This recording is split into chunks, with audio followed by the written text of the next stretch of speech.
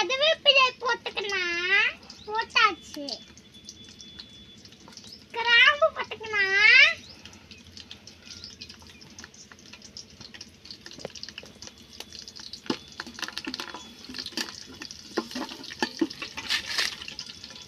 கிராம்பு போட்டுக்கலாம்.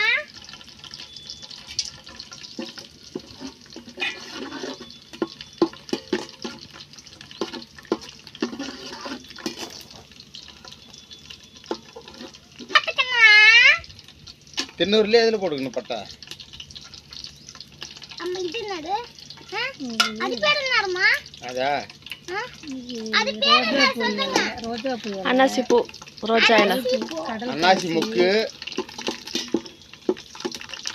இருங்க என்ன கழிக்க. தம் போட்டாச்சு.